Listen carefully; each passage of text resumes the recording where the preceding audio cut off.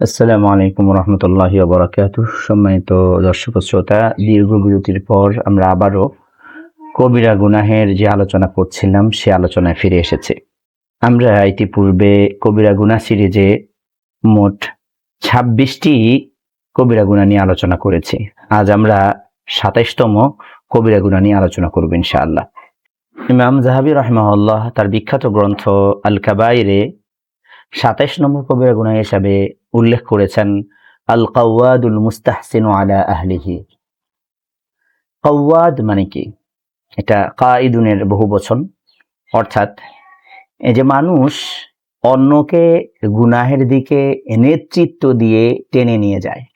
সহজ কথায় গুনাহের ক্ষেত্রে, অন্যায় কাজের ক্ষেত্রে, অপরাধ ঘটানোর ক্ষেত্রে নেতৃত্ব দেওয়া, এটি হচ্ছে ২৭ নম্বর কবিরা গুনাহ।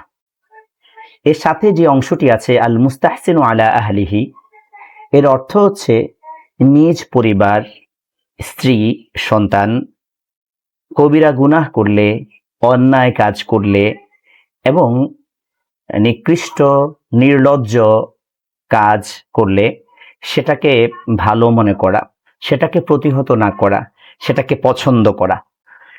এখন একটা গুরুত্বপূর্ণ প্রশ্ন উঠে যায় যে কওয়াদের অর্থ হলো এক, আল মুস্তাহসিনু আলা আহলিহির অর্থ হলো আরেক। কওয়াদ মানে হচ্ছে গুনাহে কাজের ক্ষেত্রে নেতৃত্ব দেওয়া, আর আল মুস্তাহসিনু আলা আহলিহির ক্ষেত্রে উদ্দেশ্য হচ্ছে নিজ পরিবার পরিজন, বিশেষত নিজের স্ত্রী যদি নির্লজ্জ কোনো কাজ ঘটায় সেটাকে পছন্দ করা এবং সেটাকে প্রশ্রয় দেওয়া, আশ্রয় দেওয়া এবং সেটা প্রতিবাদ না করা, প্রতিহত না করা। দুইটা তো দুই রকম বিষয় হয়ে গেল।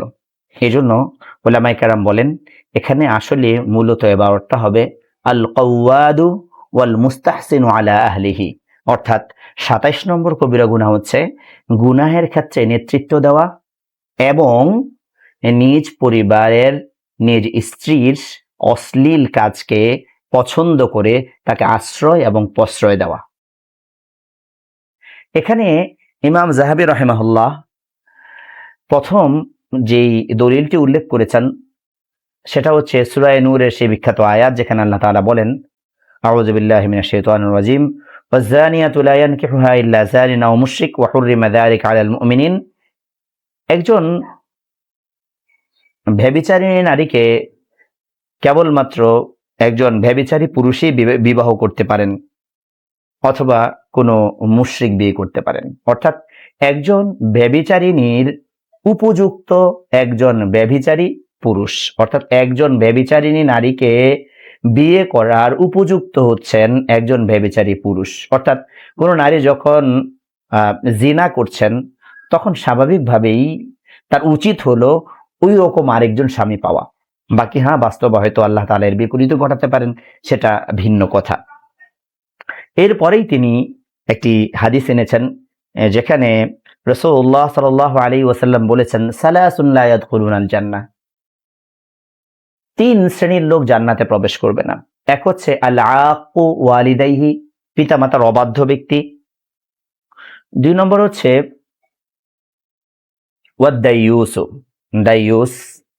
তিন নম্বর হচ্ছে ওয়া রাজুলাতুন নিসা, অর্থাৎ যেই মহিলারা পুরুষের মতো সাজসজ্জা গ্রহণ করেন। এখানে যে বিষয়টির কথা বলা হয়েছে, অর্থাৎ গুনাহের ক্ষেত্রে নেতৃত্ব দেওয়া এবং নিজ পরিবারের অশ্লীল কাজকে পছন্দ করা, সেটা এই হাদিসের ভিতরে দুই নম্বর যে গুনাহের কথা বলা হয়েছে সেটা হচ্ছে দাইয়ুস। দাইয়ুস মানে হচ্ছে গায়রতহীন পুরুষ, অর্থাৎ যেই পুরুষ তার স্ত্রীর ব্যভিচার, স্ত্রীর অশ্লীল কাজ দেখার পরেও কোনো প্রতিরোধ করেন না, তার কোনো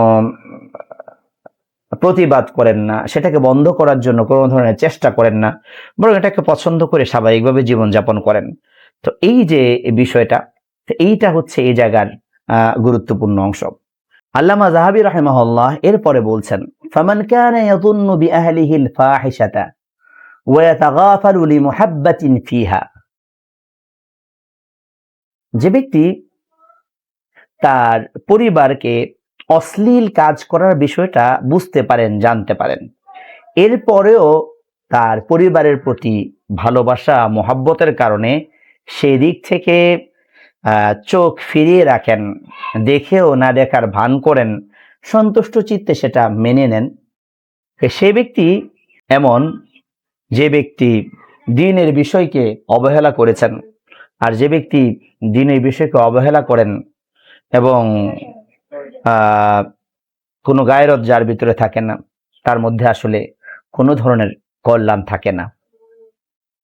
অথবা সেখানে তিনি বলেছেন যে স্ত্রীর কাছে তিনি ঋণী হওয়ার কারণে, অথবা অক্ষম হওয়ার কারণে, অথবা বড় অঙ্কের মোহর থাকার কারণে, অথবা ছোট ছোট বাচ্চা থাকার কারণে, অথবা কাজীর নিকটে এই বিষয় উপস্থাপন করার পরে তাদের দায়িত্ব আদায় করতে গেলে তিনি ফেঁসে যাবেন, এই সমস্ত ভয়ের কারণেও যদি কোনো মানুষ কোনো তার স্ত্রীর অন্যায় এবং অশ্লীল কাজকে প্রতিহত না করেন, প্রতিবাদ না করেন, সেটাও অন্যতম কবিরা গুনাহ হিসাবে পরিগণিত হবে।